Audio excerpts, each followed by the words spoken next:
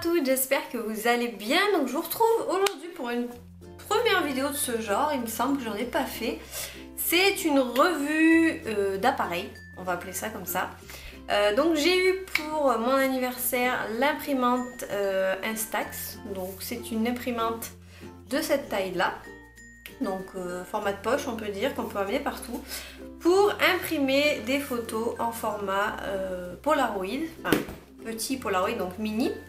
Et comme je trouve que c'est super cool pour le scrap et même pour les personnes qui aiment garder des photos ou se faire des murs de photos etc, garder des souvenirs, je me suis dit que j'allais vous en parler rapidement aujourd'hui. Alors c'est pas une revue hyper poussée, c'est juste pour vous montrer avec quelle facilité on peut imprimer des photos on va dire à la demande.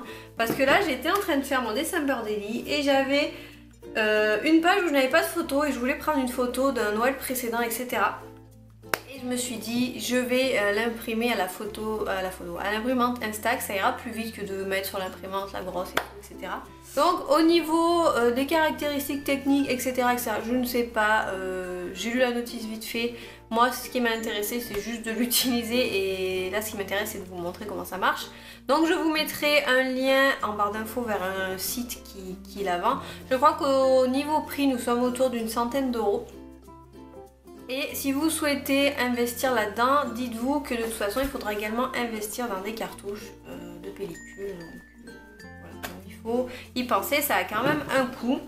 Et pour celles qui ne connaissent pas, ce sont les mêmes photos qui sortent de cet appareil. Donc l'Instax Mini, c'est Fujifilm qui fait ça. Donc voilà, c'est le même genre, c'est des mini Polaroid, des photos instantanées. Et moi j'aime beaucoup ce format parce que dans le scrap, dans les albums, ça rend super bien.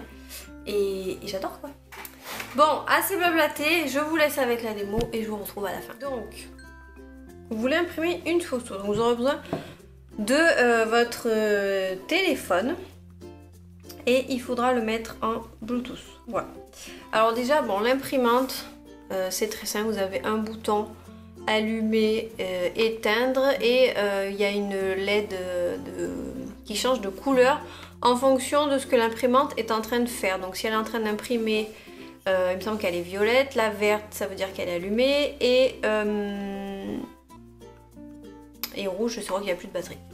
Donc vous avez la fente pour la sortie de la photo et dessous vous avez le petit clapet, la petite sécurité avec le clapet pour mettre la recherche de pellicule. Donc c'est ce genre de pellicule que vous aurez besoin. Ce sont les Fujifilm Instax Mini. Donc moi généralement je les achète par deux parce que ça vaut mieux le coup de les acheter par deux qu'un paquet.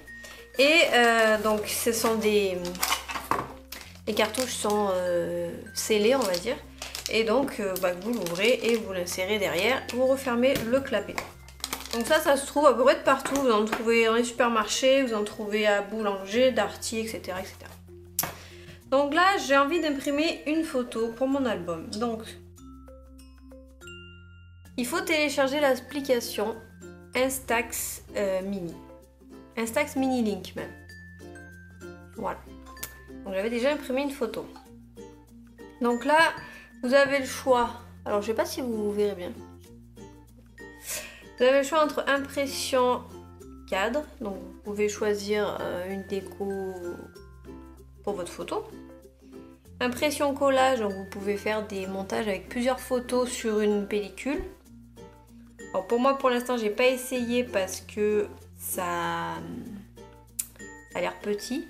Et impression faite, c'est si vous voulez connecter avec vos amis pour imprimer des photos en commun. Donc moi je vais choisir impression simple. Voilà. Donc je vais choisir ma photo. Qui est là. Voilà. Donc moi c'est une photo qui était prise en paysage. Donc elle se met dans ce sens. Mais c'est pas gênant. Donc vous pouvez ajouter des fils, donc moi elle est déjà en noir et blanc donc vous pouvez la mettre en sépia et c'est tout parce que de toute façon elle était en noir et blanc. Mais si vous avez une photo couleur, vous pouvez la mettre en noir et blanc, en sépia et faire une correction automatique des couleurs etc. Donc moi je laisse aucune.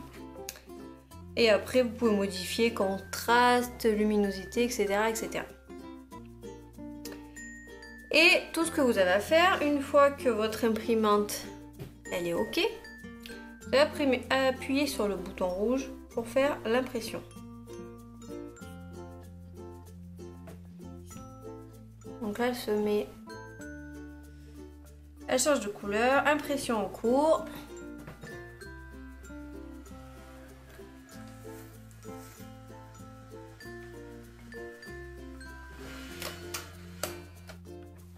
Et là, votre photo, elle est sortie. Vous n'avez plus qu'à attendre donc la photo apparaisse et voilà.